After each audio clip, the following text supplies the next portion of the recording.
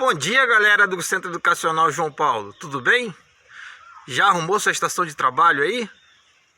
Então arrume sua mesa, pegue seu material, se ligue na aula de hoje. Vem comigo, já vamos entrar e vamos começar nossa aula.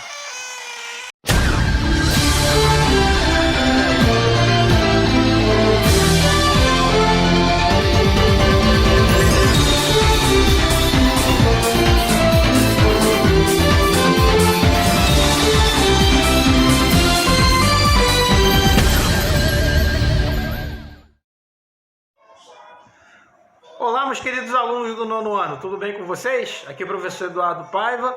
Então vamos lá de aula hoje.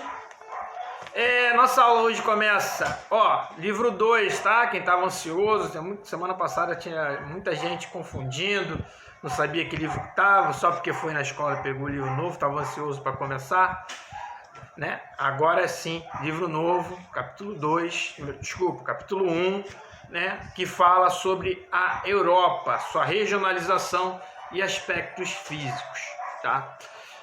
Começa na página 177, o texto vai até a página 185, depois a gente tem os exercícios da página 186 até a 189.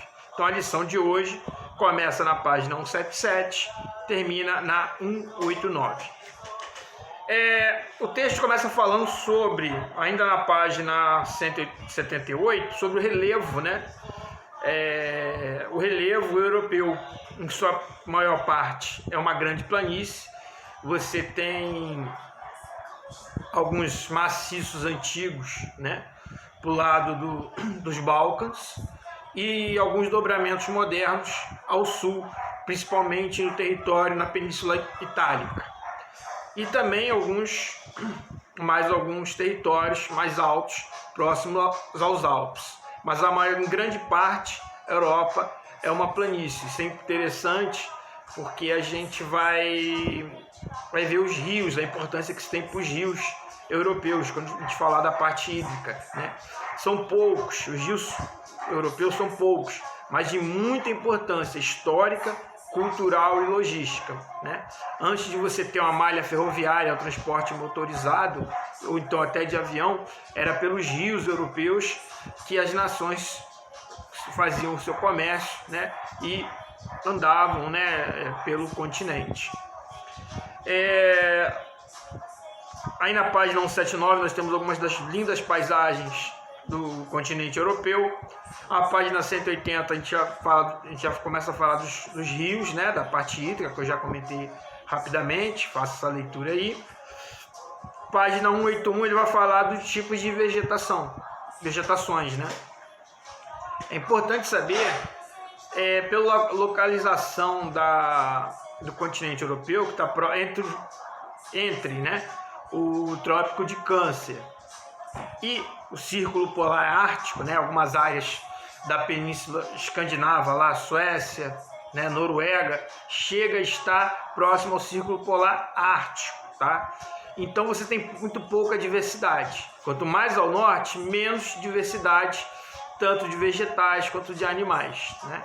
E quanto mais ao sul, aí sim você tem um clima mais favorável, você vai ter uma maior diversidade. Por isso que você vai ver algumas lindas paisagens, muitas delas no verão, né?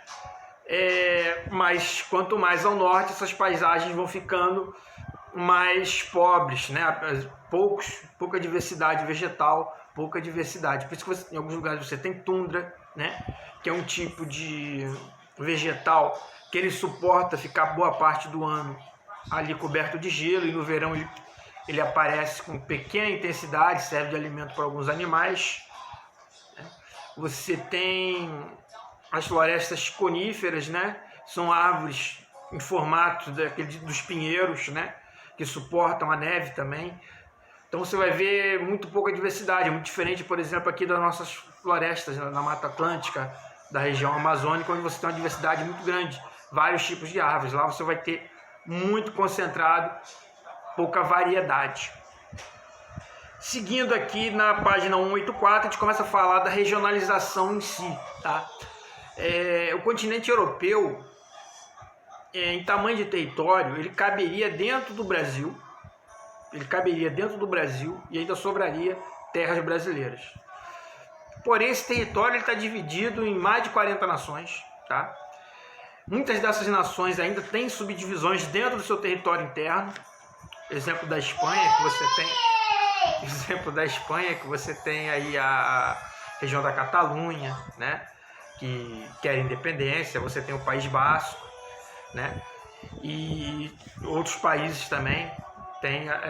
A gente vai falar um pouquinho sobre esses conflitos internos mais à frente, alguns capítulos mais à frente.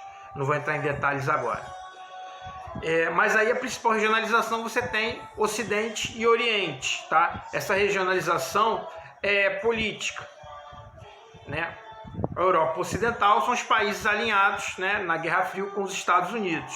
E a Europa Oriental são aqueles que durante até o período da Guerra Fria foram alinhados à extinta União Soviética, tá? União Soviética, né, que se dissolveu em vários países, e a Rússia, um desses países. A Rússia é um país que ela está nos dois continentes.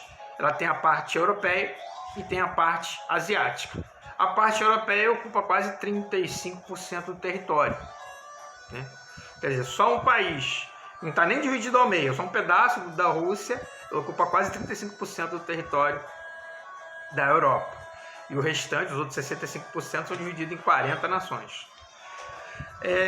Outra divisão que nós temos também regionais, né? Você tem as regiões das penínsulas, Península Ibérica, onde você tem Portugal e Espanha, Península Itálica, onde você tem a Itália, Península Escandinava, né? Onde você tem lá Noruega, Finlândia, Suécia, tá? O que seria uma península, professor? Uma porção de terra cercada de água, tá bom?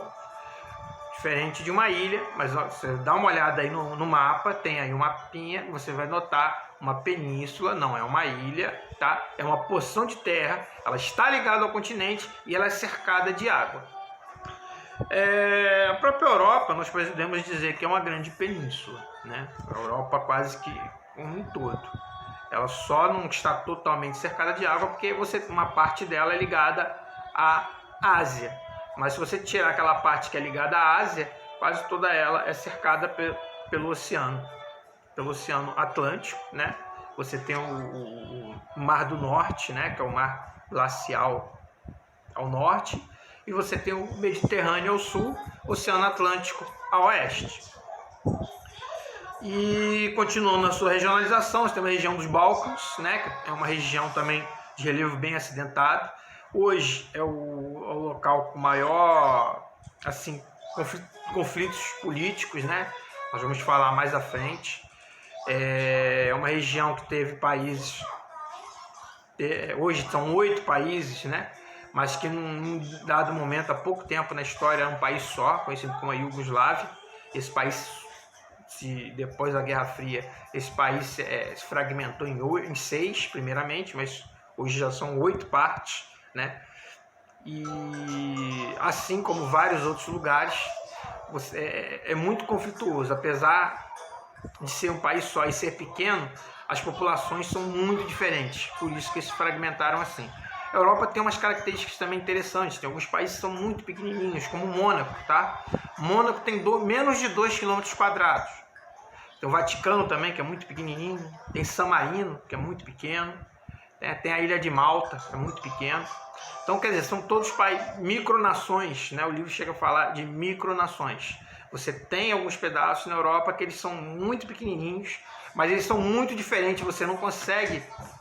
eles não conseguiriam se encaixar dentro de uma outra nação, por isso eles são independentes.